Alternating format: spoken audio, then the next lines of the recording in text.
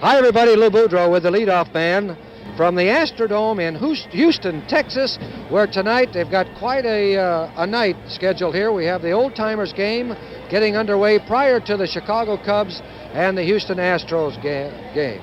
Names galore in the baseball world tonight here. Some performing, others not in uniform, but have their baseball caps on and will take bows, those that do not perform, and others are going to be asked to play, I think, at least 2 innings. And we'll be getting underway with our interviews in just one moment, and our guest for the leadoff man show will be Rapid Robert, one of the finest and greatest right-handed pitchers in the game of baseball, Bob Feller. But first, this message.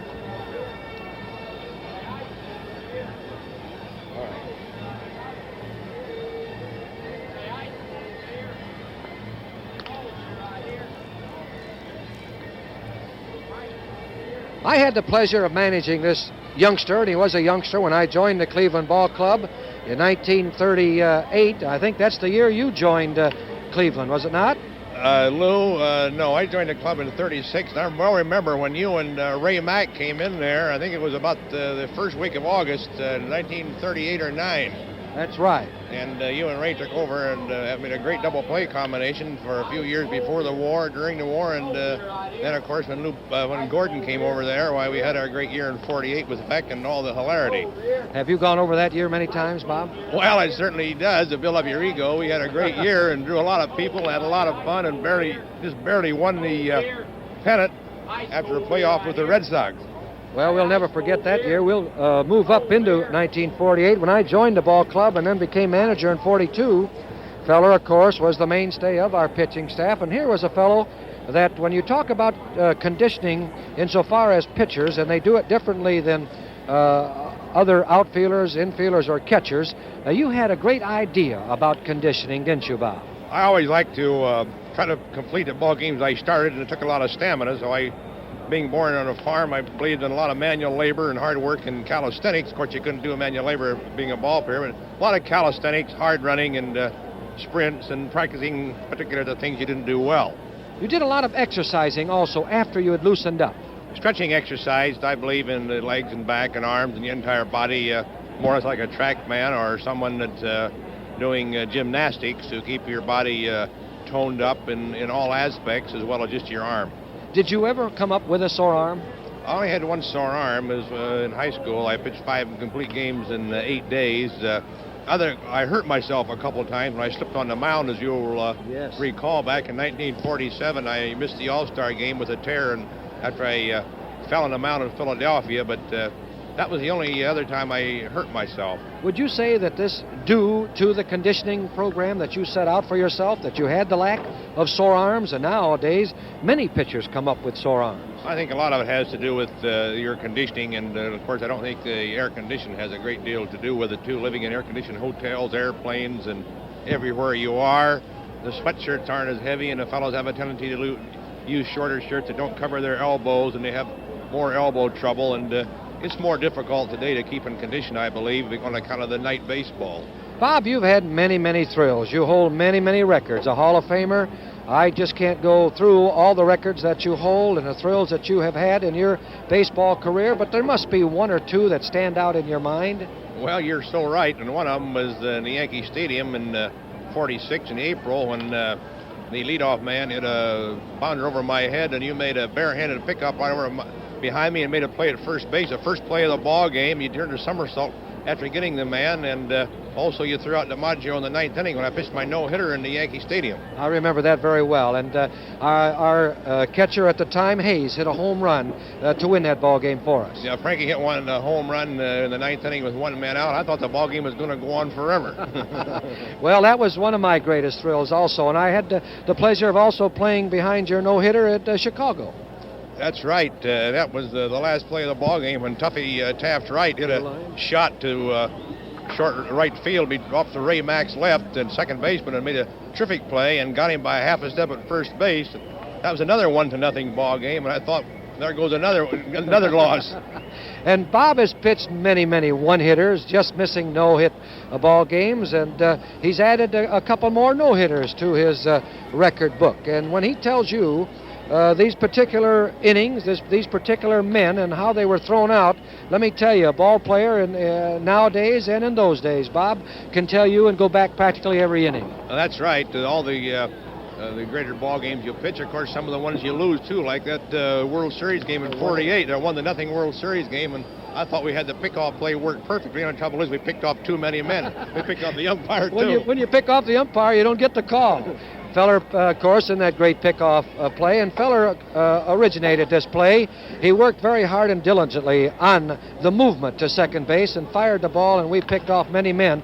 Not only did we pick off many men, but we kept a lot of them at second base. And here's a gentleman that I can't say enough about, the Yankee Clipper. And in fact, when I first went into baseball, he perhaps don't know this, and I know he don't. I asked for his number, and I still wear it, Joe, and that's Joe DiMaggio, the greatest right-handed hitter in the game of baseball, in my opinion. And when you say a complete ball player, this gentleman is one and was one. We were talking about the no-hitter, Joe, in the Yankee Stadium, one of Bob Feller's great thrills. And if you recall, I was fortunate enough in throwing you out in the ninth inning with a man at second base, allowed the man to go to third, and then Ray Mack threw out Charlie Keller for the last out. Does that game come back to your memory? Yeah, it certainly does, Lou. First, I want to thank you for all those beautiful, kind words you said about me, but I certainly do remember that game, and Bobby Feller, I've never seen him better. No.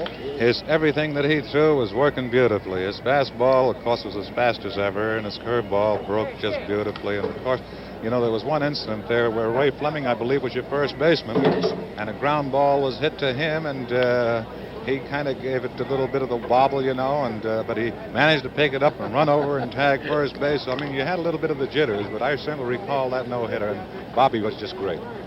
Joe, I imagine there's one other play that you'll remember pretty vividly, and one involving Mr. Boudreau here. As I seem to recall, it ended a batting streak that nobody has approached yet, right? Well, I certainly remember that as well, too. After Kenny Kelton made two fine stops at third base to throw me out by a half a step in each time. As I remember, it was heavy going, too. It had rained the night before, and I just couldn't untrack myself to get down there. And, of course, Kelton, you know, was playing on left field down by the foul line. He had to make that long throw. But I want to get back to you, Lou. You did make quite a stop yourself, and I remember that so vividly that it was a ground ball that was going down, and we had a man on first base with one out. And as it got to you, the ball just bounded up, and you caught up along your chest. You made the throw to throw the second base course and completed it, and I made the last out. Well, thank you, Joe. And we're talking about a record that, in my opinion, will stay in baseball forever. Now, that's quite a statement to say. Joe DiMaggio has a 56-game hitting streak consecutively. Now, this is a marvelous record, and one that I know will stay. And Joe, if I recall right, I may be wrong, and you correct me, after Keltner, I think Keltner and three pitchers stopped Joe definitely in this streak, you went on the next day and started, I think, a 21 or a 22-game hitting streak. Not quite that many, Lou, but I do recall it was 16. 16. Yes. Well, that's quite a few, isn't it, Joe? Joe, we're talking to Joe DiMaggio, the Yankee Clipper, one of the greatest right-handed hitters in the game of baseball today. Joe, in your hitting style, you did not stride too much. You had a spread stance. You, of course, broke your hips beautifully, quick hands, but other hitters have to stride or would stride to make contact. Could you please explain this? Well, the only reason I took the short stride was that I could view the ball a lot better, and I enjoyed taking the short stride because some of those fellows had real good stuff, you know, and you couldn't get a real good look at that ball. And, of course, I did sacrifice a lot of power by taking the wide stands, but I still felt that I had enough power to still reach the fences. As Greenberg once said, after all, if you hit the ball out of the ballpark, all you can tag the bases 4 times, 1, 2, 3, 4, whether you hit it in the first row, whether you hit it in the upper deck someplace. So I mean, that's a pretty good observation. Well, that's true. Joe, I want to ask this question. I brought it up the other day in our broadcast that Willie Mays went out to center field and he was limping. And all of a sudden, a short fly ball went into short center field, and he had forgotten about his limp, and he ran faster than he ever had to catch the ball. And I brought you up in this particular example that I said we would watch Joe in center field, and he would wave no to the infield hitter not to hit him any balls to practice throwing to bases and to home plate. So consequently, I would walk down my dugout and say, now DiMaggio's arm is hurting. He doesn't have a strong arm today. He doesn't want to throw. Let's go from first to third. And the first 2 men that went from first to third, you threw out and never threw a ball any harder. Now, do you recall these days? Well, I've had a lot of injuries, but I think once you're on the field, well, naturally, I mean, it's the instinct, the will to go out there and win, and you forget your pain for that one particular moment, but you do know you have it after you get to complete the run of throw.